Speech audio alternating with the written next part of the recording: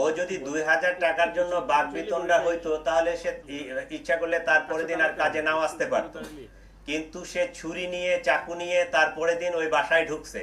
তার মানে তার যে ক্রাইম করার যে ইন্টেনশন, এই মোটিভ নিয়েই সে ঢুকছে।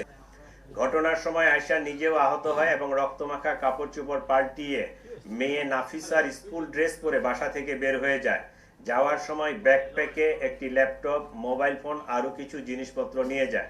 বাসা থেকে বের হয়েছে সোহরাওয়ার্দী মেডিকেলের ভিতরে গিয়ে পুনরায় কাপড় পাল্টিয়ে তার নিজের কাপড় পরিধান করে সে সাভারের উদ্দেশ্যে রওনা হয়। পরবর্তীতে সে চুরি করা ফোন রক্তাক্ত কাপড় চোপড় সিঙ্গাইর ব্রিজ হতে নদীতে ফেলে দেয়। এই ছিল মোটামুটি আয়েশা সম্পর্কে। এটা একদমই ক্লুলেস একটা ঘটনা ছিল। সে মোবাইলও ইউজ করতো না, ছবি টবি কিছুই ছিল না, কিন্তু তার এই যে গলার সাইডে যে পুরা দাগটা, এইটাই আমাদের একটা ক্লু। কারণ এই পুরা দাগ নিয়ে এর আগে এই মহিলা জুলাই 25-এ ধরা পড়ছিল। এইটা আমাদের থানায়, একটা মোহাম্মদপুর থানায় জিডি ছিল। সেই জিডির ক্লু ধরে আমরা এই পুরা হত্যাকাণ্ডের রহস্যটা উদ্ঘাটন করতে সক্ষম হয়েছি এবং তাদেরকে গ্রেফতার করতে সক্ষম হয়েছে। ধন্যবাদ সকলকে। একজন একজন করে করবেন প্লিজ প্রশ্ন। এই প্রশ্নের আগে আরেকটু আমি বলে নেই, আমি আপনাদের মাধ্যমে পুরা দেশবাসী, বিশেষ করে ঢাকা নগরবাসীকে অনুরোধ করব, আপনারা এই গৃহকর্মী, গৃহ সহায়তাকারী রাখার পূর্বে অবশ্যই তাদের পরিচিতি নিশ্চিত হবেন। প্রয়োজনে এনআইডি, এক কপি ছবি এবং সেই পুরুষ অথবা মহিলা যেই হোক না কেন তাকে চিহ্নিত করতে পারে এরকম এলাকার 2 জন স্থানীয় গণ্যমান্য ব্যক্তির মোবাইল নাম্বার এবং তাদের শনাক্তকারী হিসাবে তাদের যদি তথ্যগুলো নিয়ে রাখেন, তাহলে এই ধরনের অনাকাঙ্ক্ষিত ঘটনা আমরা এড়াতে পারবো। এই ঘটনাটা অত্যন্ত দুঃখজনক, আমরা চাই না একই ঘটনার পুনরাবৃত্তি হোক। আপনারা সকলে সচেতন হন এবং আপনি গৃহকর্মী রাখার ক্ষেত্রে আপনারা এই অবশ্যই তার পরিচিতি নিশ্চিত না হয়ে কখনোই আপনার যে গৃহকর্মী সে আপনার বাসার বেডরুমে যায়, আপনি তার বানানো খাবার খান এবং তার সাথে আপনার নিরাপত্তার প্রশ্নটি জড়িত, আপনি পরিচিতি নিশ্চিত না হয়ে কখনোই কোনো গৃহকর্মীকে বাসায় এলাও করবেন না। এটা আমাদের ডিএমপি কমিশনারের পক্ষ থেকে ঢাকাবাসীর জন্য বিশেষ অনুরোধ। ও যদি 2000 টাকার জন্য বাঘ বিতণ্ডা হইতো তাহলে সে ইচ্ছা করলে তারপরে দিন আর কাজে নাও আসতে পারতো, কিন্তু সে ছুরি নিয়ে চাকু নিয়ে তারপরে দিন ওই বাসায় ঢুকছে। তার মানে তার যে ক্রাইম করার যে ইন্টেনশন, এই মোটিভ নিয়েই সে ঢুকছে। এই ঘটনাটা যেহেতু মহিলাটা মারা গেছে, এখন তার স্বামী জানে কিনা টাকা চুরির বিষয়টা আমরা এখনো এটা কনফার্ম করতে পারি নাই, তবে এটা একটা এলিবাইও হতে পারে। যদি সে সত্যিকারে 2000 টাকা চুরির জন্য বাসাওয়ালি তাকে বাগবিতণ্ডা করে, সে তারপরে দিন নাও আসতে পারতো, কিন্তু সে হত্যা করার উদ্দেশ্যে ছুরি চাকু নিয়ে বাসায় আসছে কাজের মহিলা, তাহলে তার তো ক্রিমিনাল ইন্টেনশন নিয়েই সে ভিতরে ঢুকছে।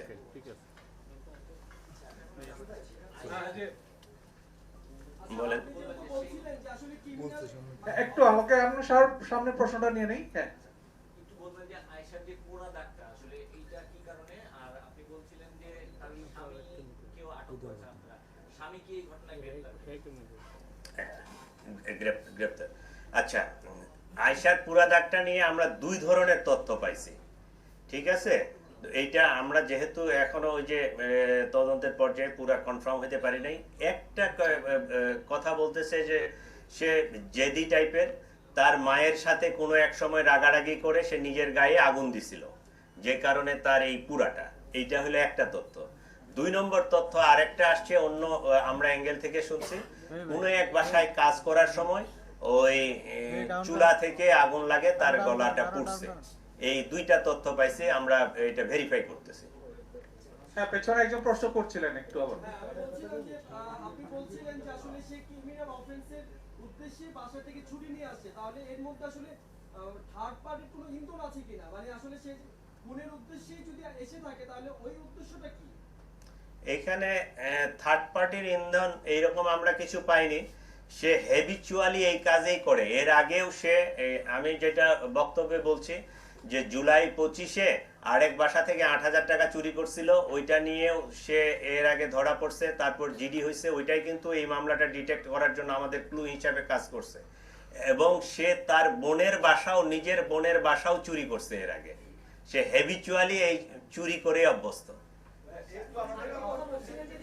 সিরাজ ভাই, হ্যাঁ সিরাজ ভাই, বলেন। চুরি করেও কত থাকে আপনি তো বলেন যে চুরি করার পরে বাকিদের তাহলে প্রত্যেক যে ছুরি নিয়ে আসে নিশ্চয়ই ইন্টেনশন তার হত্যা করা বা ক্রিমিনাল অফেন্স, তো এইটা কেন তাকে হত্যা করতে হবে? এইটার সাইকোলজিটা বেশ ডিফিকাল্ট ছিল। আমি এটা ইয়া করার পরে অনেক চিন্তা করছি যে অনেক জায়গায় এর আগেও দেখছেন যে বাসা চুরি হয়েছে, ঘুমের ওষুধ টষুধ খাওয়াই টাওয়াই চলে গেছে, তারপর সব কিছু নিয়ে চলে গেছে।